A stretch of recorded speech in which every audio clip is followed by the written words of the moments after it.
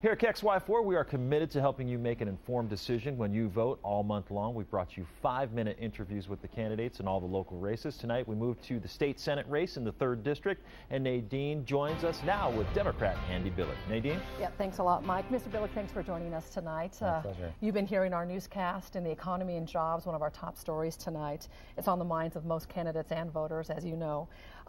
Washington has a higher unemployment rate than the nation. Our minimum wage is higher than any other state, but people are still struggling. What's your plan to bring jobs, higher paying jobs, to the state?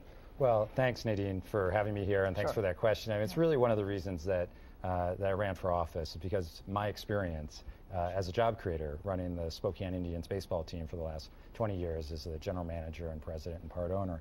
And I took that experience to the legislature in the last 2 years. I've worked as a representative representing the 3rd District.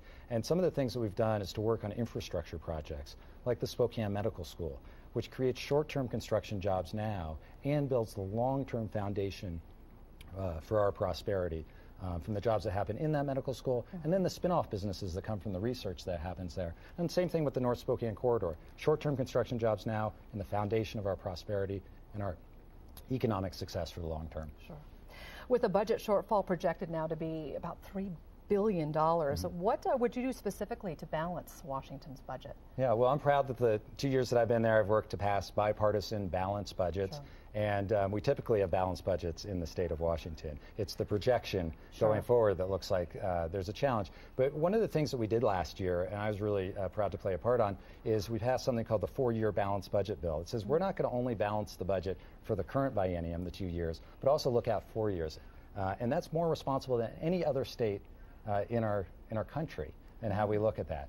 So Washington's got a history, but it's not just about making it balanced, which we've been able to do, but making sure it's responsible so that we can invest in the things we need for the quality of life we want to have here. Great schools, good roads, a good social safety net for those that are most vulnerable. Well, a state income tax has been turned down now every time it's been brought before the voters, and it might very likely come up again. What is your position on a state income tax? Well, one of the things that I've said is that our tax system needs to be more fair. We have one of the most regressive and most volatile tax systems. And so we need a tax system that's fair for particularly for middle-class families here in Spokane. So what's fair to you? Well, how do you define fair? Well, fair would be something that's not regressive, so that middle class and working families aren't paying a higher percentage of their income than higher income people. So that it's something, and also fair would be to eliminate tax loopholes.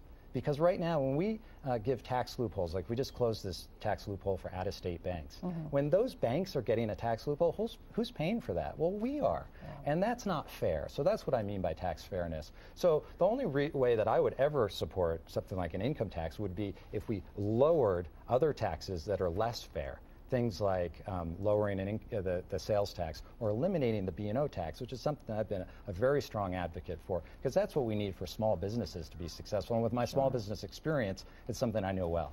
Well, one of our viewers wrote into our Sound Off Topic tonight, which was about the economy and how you vote. And I thought it was a great question. It was Everett, and he said, we need people in the legislature who will fix problems, not raise taxes as an answer. He says, we have driven economy growth out with all of our taxes. Well, you know, it's a myth. One of the myths that sometimes I hear is that taxes are out of control. At the state level, our taxes are at the lowest point in the last 25 years. So people say, how come we don't have more money for our schools or our roads? Well, it's because our taxes are at the lowest level in 25 years. So what we need to do is look, taxes has become this bad word.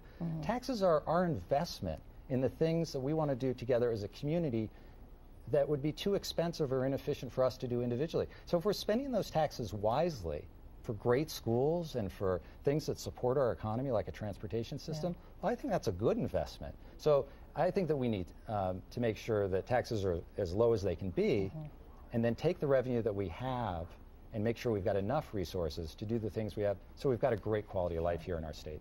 You were talking about education. College tuition has gone up incredibly high. Students graduating, some of them with overwhelming debt. Half of them can't find jobs. How do you keep college education attainable for most people? Yeah, well, I think one of the things as tuition has gone up, one of the things the state has done is to make sure that the state need grants also goes up, so that low-income families and low-income students can keep pace. But we have to make sure that everybody can have the dream of a college education.